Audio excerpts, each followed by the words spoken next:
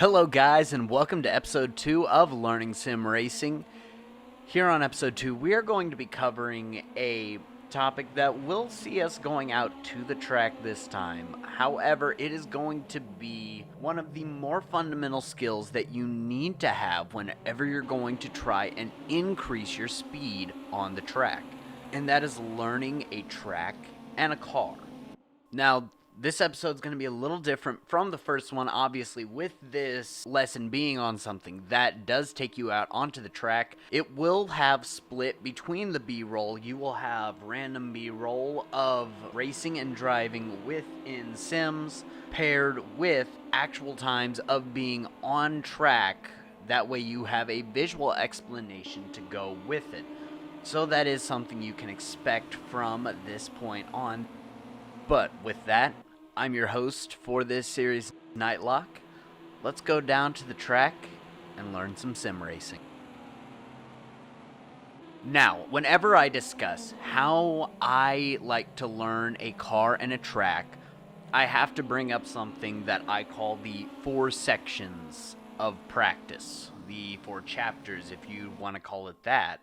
Anything along those lines to denote a difference between these 4 areas, because each area is going to contain a certain set of principles that make it a lot easier to compartmentalize what I'm doing and pick up pace around the track faster than I would otherwise. But with that, let's get into it. Now, section 1 generally for me will take place on laps 1 to 3. It is a very small section, but there's a reason for that. This is going to be the section where you're going to cover the least ground, but you will arguably be doing some of the most important things within your time on track here. You need to take it slow. As you can see, I am taking it extremely slow here. I am in the Porsche GT3R from the GT3 class on Project Cars 2. And this is around the Red Bull Ring. Now you can see that I am hardly ever exceeding 70, 80 miles per hour most of the time as I'm going around this track. The big things you want to focus on here are beginning to identify your markers. As I'm driving around, what I'm doing is I'm looking around at the sides of the track, looking for anything that I can point out and latch onto to try and use as a marker. Now, what constitutes a marker? You never want to use a shadow on the ground or a freestanding board as a marker, because if you use a shadow, as you go through the day, that shadow is going to change positions and the marker may not be in the same place at the end of a race as it is at the start. You don't want to use a freestanding board because it takes one off for your brake marker to then get taken off, and you're going to be shooting relatively blind. Things that do work well as brake markers would be curbs, whether on the inside or outside, changes within the safety wall on the side of the track, changes within the track itself, or any boards or distance markers that are not located freestanding on the track but are actually hard mounted to walls that will not be taken out in the case of a collision. You can also use things such as trees, bushes, the general wildlife around the area, or grandstands that spectators may be in to help you figure out where it is that you need to start braking and turning to get through the corners. Now, the second thing that you have to do on your first section is going to be learn the order of the turns. No, you don't need to be able to say turn 1 is a right-hander uphill that's a little under 90 degrees. What you are looking for is right, right, right, left. You want to start getting a general idea of what way the turn and track is going to go. That way you can start to prepare for it. This is a very important skill to build as a novice, because as a novice, you're not going to have a good foundation on a lot of tracks. So building up this habit of slowly just learning, okay, it's going to be left, right, right, left, without trying to dig all this extra information, will then allow you to start more quickly memorizing track layouts on the fly when you're driving tracks for the first time in the future as you get more experience. Now, we are moving on to the second section. Generally, I will take laps 4 to 10 to work on the second section. Now, the second section is going to be where you're going to begin picking up the pace that you're driving at. What do I mean by picking up the pace? No, you will not be pushing the car flat out. However, you're going to pick it up. You're going to be opening up the engine a little bit on the straight. You're going to be getting up through the gears, but you're not necessarily pushing the car as hard as it will go. Now, the whole point of doing this is to slowly begin to figure out your braking, turn-in, and acceleration points for the corners. This is very important because this is a foundation that you have to have and you have to build upon whenever you get into sections 3 and sections 4, because this is going to be the root of where you find all your time on the track. Now, as you slowly begin to find your points, another thing that you need to start doing that after a while you'll find is second nature is you need to begin memorizing the severity of the turns. You need to begin memorizing, is it a wide open full throttle left-hander or is it a very tight right-hand hairpin? At this point, you don't necessarily need to memorize all the individual characteristics of the corner. You just need to look at, I know it's a right-hander and it's a medium speed right-hander. And then you apply that to your racing and you begin to put gears in association with each corner. That way you can figure out, okay, turn 1, I need to be in second gear. Turn 2 is going to be first gear. Turn 3, second gear. 4, third gear. And you can begin figuring out what gear you need to put the car in for the time being. Now, for the time being is a very important thing to note because of this. The third section.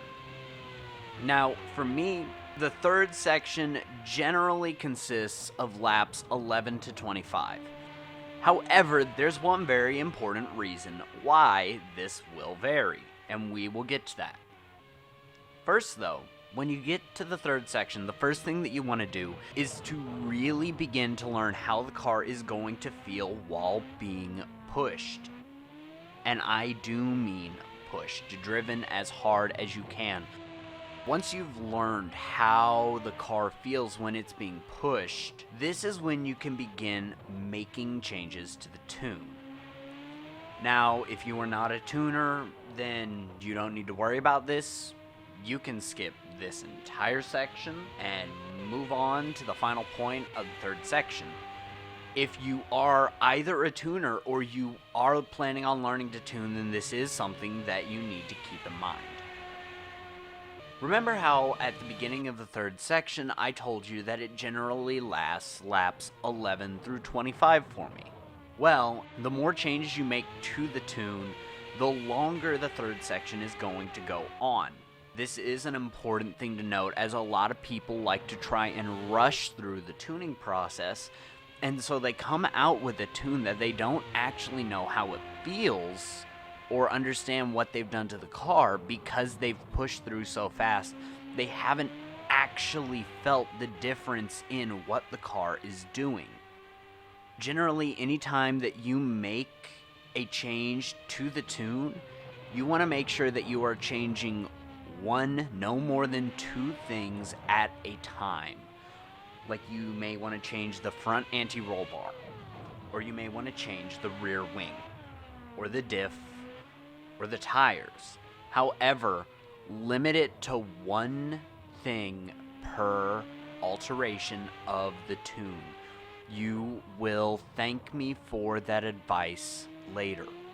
The problem is, if you sit there and begin to make massive changes to every part of the tune, and then the tune does not work well, you'll have no clue what changes you actually made that are causing the negative effects on the handling. So that's why you want to make sure anytime you do it, you do make a change to the tune, You only change one part of the car at a time, and you always save it as a new tune instead of saving over the old tune. That way you are easily able to switch back to the old tune if need be. Now, anytime you make a change to the tune, you want to be sure that you do anywhere from 5 to 10 laps on that change before you make a judgment as to whether or not it's good or as to whether or not it's something that you need to take back. The big problem being, it does take that time for you to really see how it's going to affect the car, how it's going to affect the heating of the tires, how it's going to affect the understeer or oversteer that you may feel, how it's going to affect how the car interacts with curbs.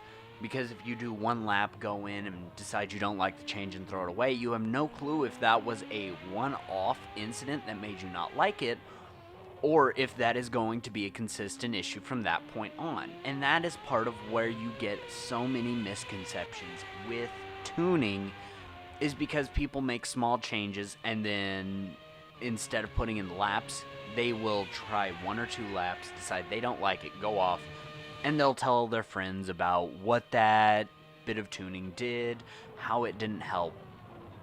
And this is how you really get people that don't know how to tune, but do believe that they do.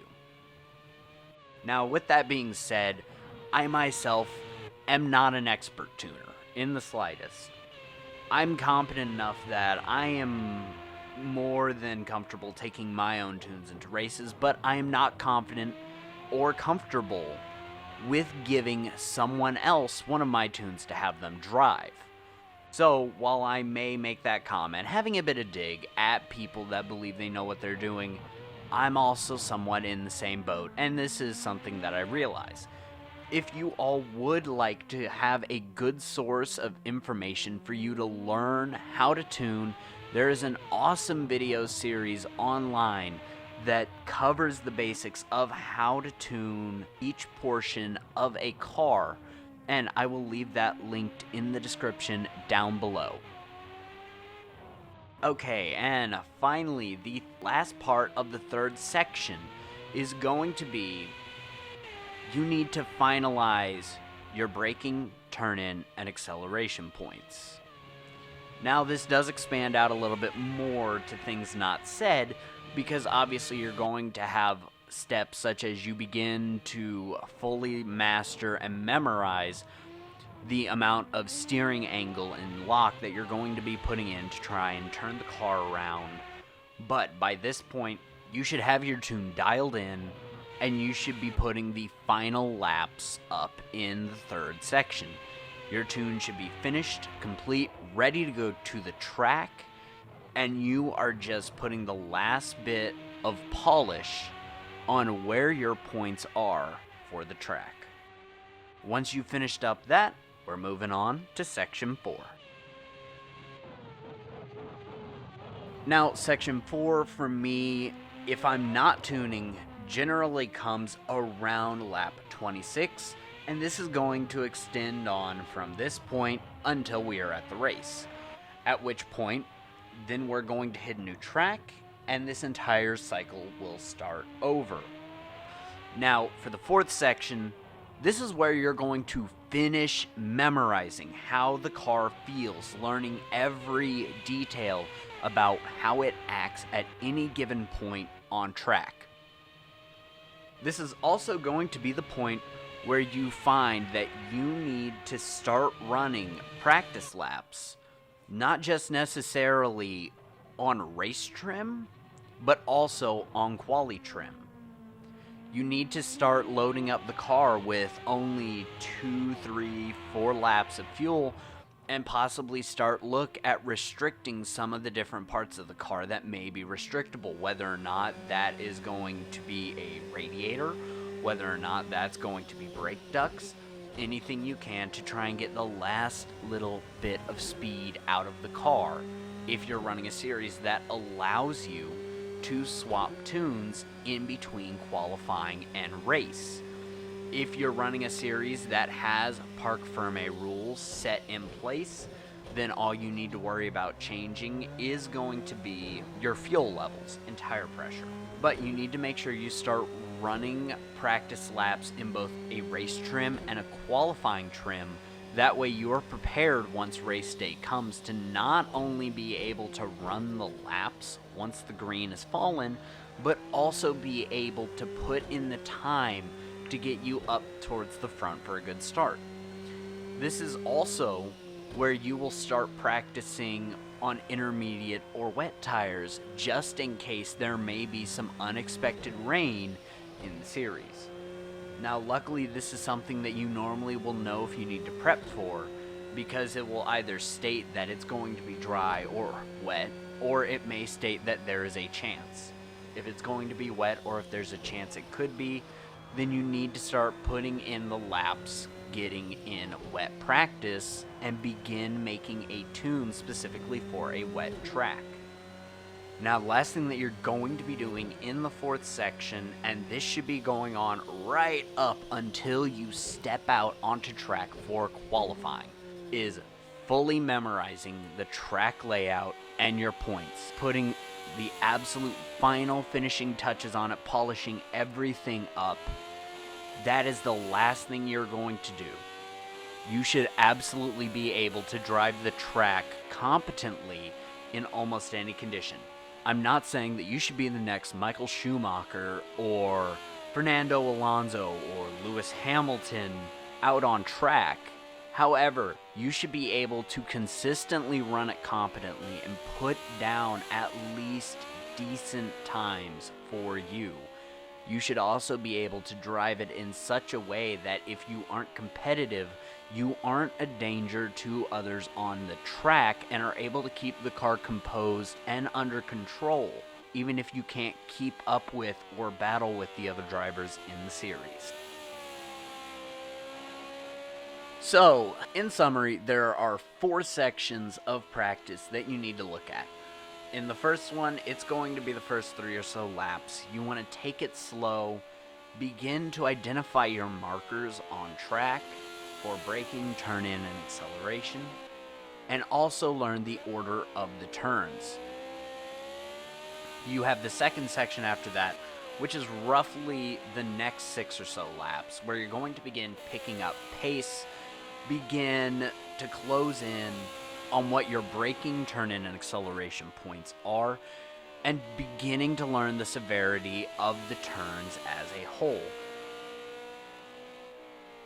After that, you move on to the third section, which will be the next 15 or so laps, should you not be tuning.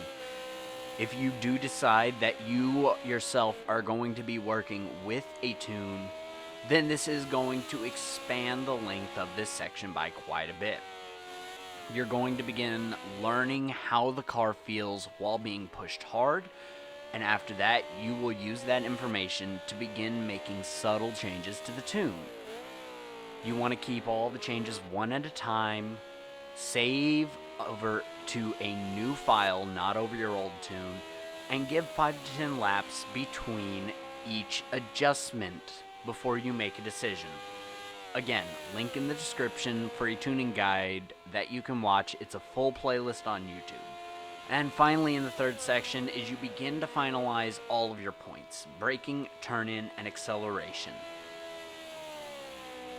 Finally, we have the last section, which generally for me is lap 26 or higher if I'm not working with a tune.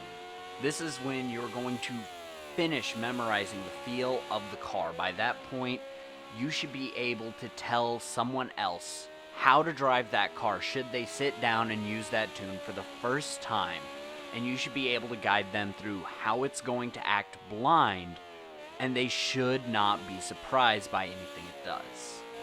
You're going to start running practice laps not only in a race trim but also in a quali trim, and finish working out a wet tune should the race have a threat of wet weather. You will also begin working on wet practice at this point as well.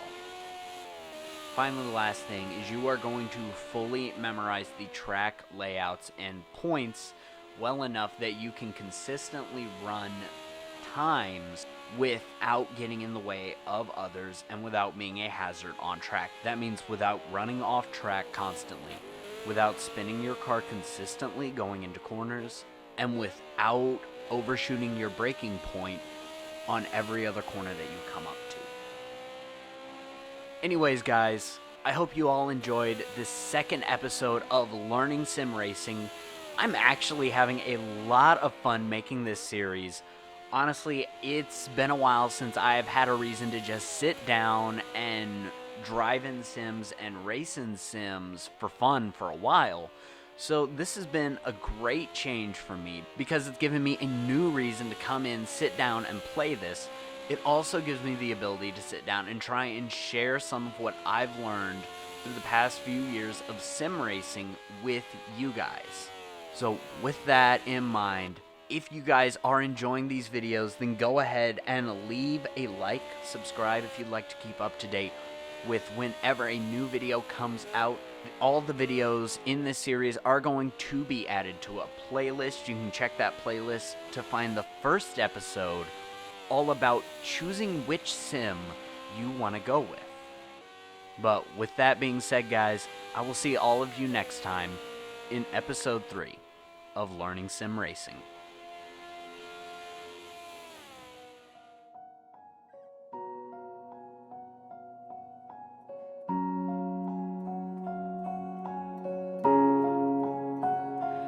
What is reflected in my eyes?